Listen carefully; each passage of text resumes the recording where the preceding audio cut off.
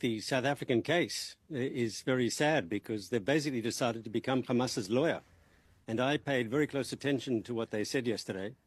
And it's as if they mentioned Hamas just to tick the box, so to speak. They mentioned Hamas and they acknowledged that maybe Hamas did some bad things on October 7th. But the fact that there's a war going on between Israel and Hamas is totally forgotten. It's as if Israel is acting in a vacuum in Gaza, that Israel is not acting within the right of every country to self-defense. Well, but Mr. Regev, as you know, yes, of course Israel has a right to self-defense, but as you know, as a state, and particularly as a signatory to the convention, Israel does not have an unqualified right of self-defense. And what the South Africans are saying, and as you know, they are supported by other states around the world, what they're saying is the Iran and Syria, well, and other countries in the global south, and, you know, even your allies, including the United States and the United Kingdom, who have stood four square behind you in many ways, have expressed concerns about Israel's behaviour. We saw Lord Cameron, the Foreign Secretary, the other day, saying that he is worried that there may have been a contravention of international humanitarian law by your state in Israel. So this is the point. Of course you have a right to self-defence. The question is how you're prosecuting and using that right. And the accusation again from South Africa and others to you is that you are abusing that right. So, Lewis, let's be clear. I'm willing to have a serious conversation with the Brits, with the Americans, about Israel's tactics. We're always willing to hear the thoughts of our friends and to engage, and can we do a better job? That's a good conversation to have, but that's not what the South Africans are doing. The South Africans have adopted full, life, how do you say, in total, the Hamas narrative, and they're accusing Israel of genocide. This is a baseless claim. I think the Americans said this is without any merit. But this charge of genocide is totally preposterous. It's outrageous. But, Mr. Regev, I mean, isn't it the point that you have laid yourself open to that accusation in the manner in which you've conducted this war?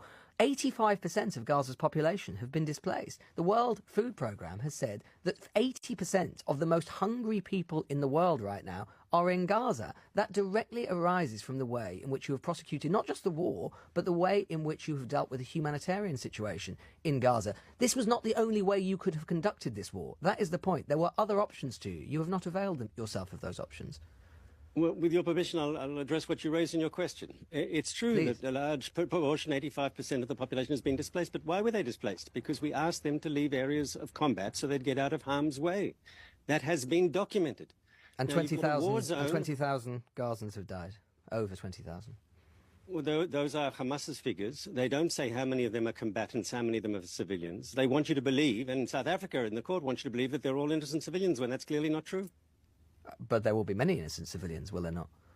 Well, can you name, Lewis, and you're a student of history, can you tell me one war in modern history where civilians haven't been caught up in the crossfire? No, but I can't. Are you not holding, not holding Israel to a standard that no one else is held to? No, I'm holding you to a standard that is that of a modern state, democratic state, and that is better than Hamas and better than others who would seek to attack Israel. And I can't think, I have to say, of a war in which 85% of people, 85% of a whole population have been displaced. I can't think of a war where over 100 journalists have been killed in only 3 months. I can't think of a war I can't think of a war, and that's from the American Committee to Protect Journalists figures, by the way. They're not my figures, and I can't think of a war. Lewis, but let's be clear. If you talk about the journalists, let's first of all state the obvious fact that Israel is the only country in the region that protects and defends the freedom of the press. We're the only country that has a press that can criticize the government. Predict or to portray Israel as some enemy of the free press is frankly ridiculous, especially when you compare to who we're fighting against. We're talking about what has happened since, and of course, but to say that Israel is deliberately targeting Hamas propaganda, would you have you believe Israel deliberately targets journalists? That's just not true. I didn't suggest that you were deliberately targeting them, but what I am saying is that it is a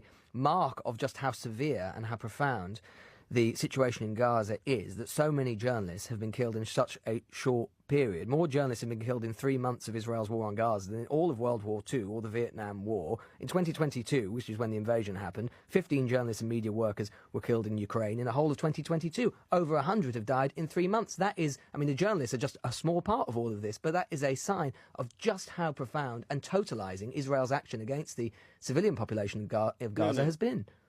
Israel's operation is against the Hamas military machine. Yes, it's not against the civilians. But the result, whether you say that it is against them or otherwise, the result is the same. The result has been the same. But you're making a logical fallacy here. You're saying all the civilian deaths in Gaza are on Israel's hands. That's 100% not true.